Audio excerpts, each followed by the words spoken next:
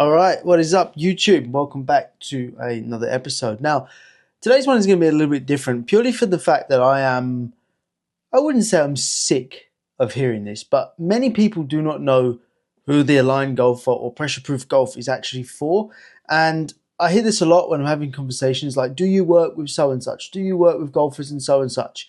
And I just thought, you know what, I'm going to put this video out here so I can send it to people if I need to, but also people to discover it themselves. So people ask me, well, who is Pressure Proof Golf for? Who is the Align Golfer for? What level do you need to be at in order to do mental performance coaching? And what kind of golfer do you work with within the Align Golfer and Pressure Proof Golf? And the truth is, from collegiate golfers right the way up to tour professionals on PGA Tour, DP World Tour, they're all dealing with the same problems. Now, what I mean by that is at every single stage of people's career, you're going to be dealing with the same thinking problems, emotional problems, performance problems for handbrakes, especially in what I see across all levels of professional golfers. And it's that they're all misaligned in some way, shape or form between like I said before, their emotions, their thoughts, their behaviors, and how they actually perform under pressure. So in today's video, I'm going to show you exactly who it is that I work with and who I built Pressure Proof Golf and the Align Golfer for. So let's get to it, shall we? So as you can see, I've separated it into Golfer B, and Golfer C. Now, on the next slide, we're going to reveal what those labels of those golfers actually are. And Golfer A is what I would call someone who's slipping. Now, I'm going to go into more detail on each one of them in a second. Golfer B, stable, and Golfer C, thriving. And that'll all make more sense in a second. So, Golfer A, who I've categorized as slipping. Now, this is somebody who is trying to move forward, whether they are, again, collegiate, they are just turned professional and looking to get into some events, and actually, it's a very new environment for them. They've stepped up a level on tour, so they've got their tour card for the next level up. Maybe they've gone from Bushveld Tour to Sunshine Tour, Challenge Tour to DP World Tour, and new levels.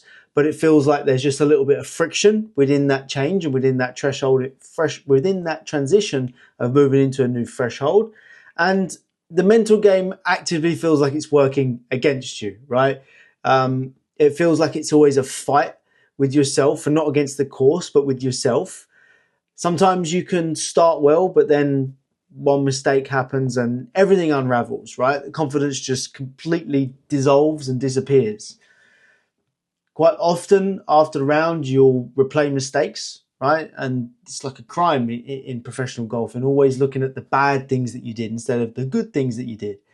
And that's why I built another one of my tools, which actually helps you reflect on performances in a good way, and that's not to disregard the bad, but also to just have a little look at it from a logical standpoint rather than an emotional standpoint. And again, in somebody who is slipping, they're going to feel like physically fatigued, emotionally drained before they've even teed off. And the gap between how good you actually know you are and what you've seen before in sort of, climbing up the ladder, climbing up the tours, climbing up the levels, and what you actually shoot and how you perform now just keeps getting bigger, right? And this is the kind of misalignment at its most obvious, right? Your ability is there, but your thoughts, emotions, and feelings are pulling you in the opposite direction.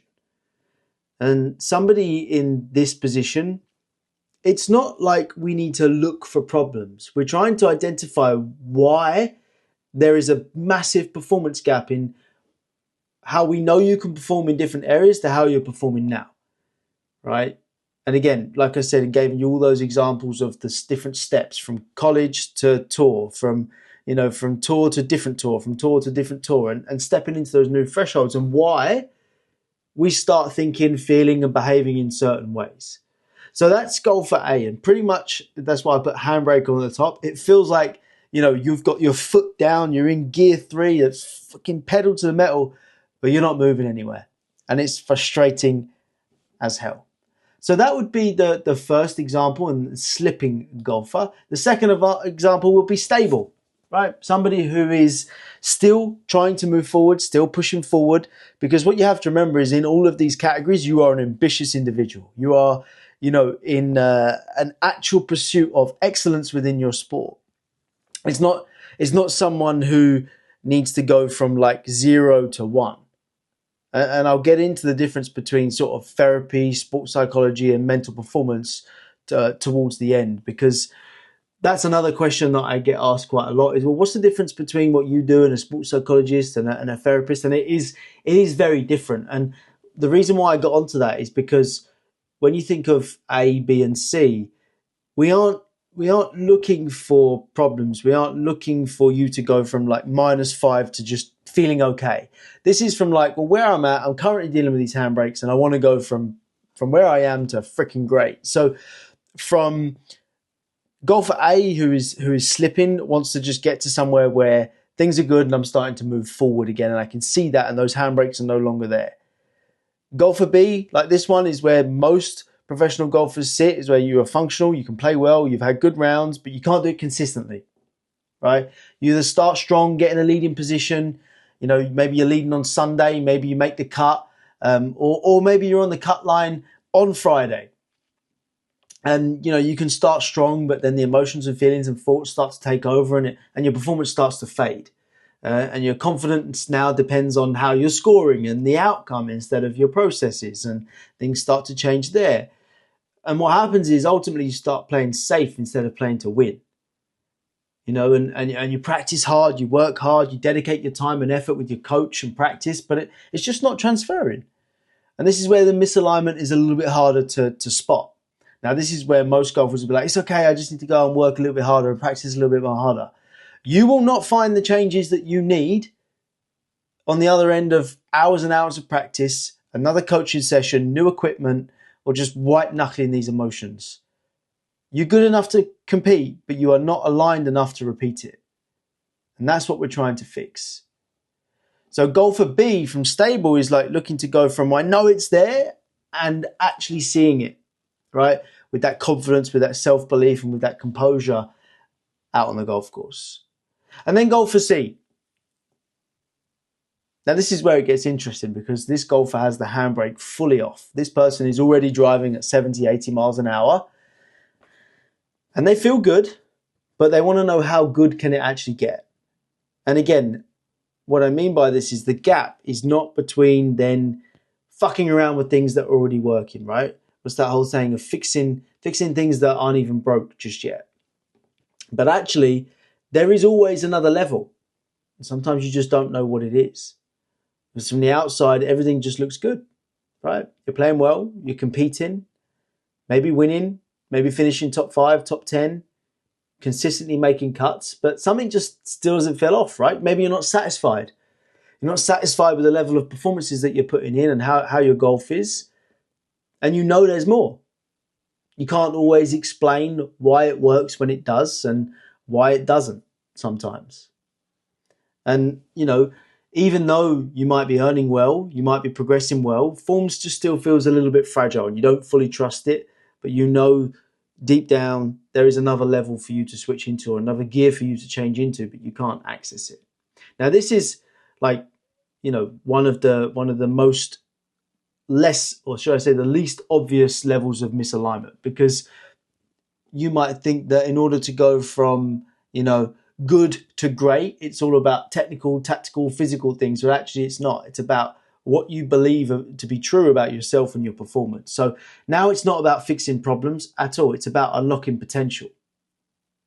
And all three are dealing with the same thing, right? All three of these golfers, A, B, and C, are dealing with the same thing, misalignment. It's not that you need to go to therapy. It's not that we need to go and put plasters over the cracks. I heard something that a golfer actually mentioned to me on on a mental performance audit the other day about, you don't just, I heard before that when I was working with a psychologist at college, they're talking about distractions. No, we're not looking to distract you, right? Distractions, again, are just like putting a plaster on a cut that needs fucking stitches. This is about figuring out how you think, how you feel, and how you perform, and taking it to new levels. because there is a gap between how good you actually are and your true potential and how you think and feel and operate under pressure. And that's the gap we're trying to close. That's where all, the fundamentally all of these levels are the same, except the level of suffering, the level of problems, or should I say the level of thinking, the level of misalignment, there we go, is different. And that's it. But if you fit into these categories, right, ultimately, if your game is not where you want it to be, you need to be making sure that you look at how you think and feel and operating under pressure, because there are things to be gained from this massively. And if you are somebody who is ambitious and always is conscious about how can I get better from A to B to C, surely you would do anything, right, to stop relying on your talent and your work ethic and actually allow it to show up on demand. So when all of this doesn't match, okay, and when we're in A, B, or C, you're still going to be leaking shots. You're still going to be losing clarity. You're not going to be playing freely under pressure. And that's exactly why I built this. Not to make you go away and change your swing. Not to make you go away and try and find the answers at the bottom of another book. The book is not the work. Not to go away and create distractions and just say, oh, just breathe. That doesn't fucking work. It's the worst advice I've ever heard. Breathwork can work, but only when you've addressed the fundamental handbrakes that are going on with your self-image and your self-belief and your confidence. Because when we start to align how you think, feel, and perform, you can actually access your true ability and your potential when it matters, under pressure, in tournament pressure. And getting yourself to that next tour card, getting yourself into consistent cuts and earning a living off of this and not being so stressed and anxious about it. So if you want to understand what level you are, maybe in a little bit detail, and how to fix it, you've got two options. You can message me directly and we can book in a free mental performance audit. Or you can hit the link below and that will explain what's actually involved with a free mental performance audit. Or if you message me the word energy on Instagram, I will send you a free tool to actually see where you're leaking or where you are mostly misaligned within your performances right now. And both of them should lead you to a little bit more clarity, whether that is sitting in front of me for 30, 45 minutes, going through a mental performance audit, or taking yourself through a tool that I've built, which is the energy alignment audit, and actually getting some answers for yourself and seeing where you're misaligned. So I hope that helped. I hope it helps you understand, okay, these are the types of golfers and levels of misalignment in which Josh works with. And if you relate to one of them, don't wait. Just send me a message. We can have a conversation. There's no obligation. There's no pressure. It's all completely free. And I'd love to hear from you. So anyway, I'll leave it there and I shall see you in the next video. Ciao for now.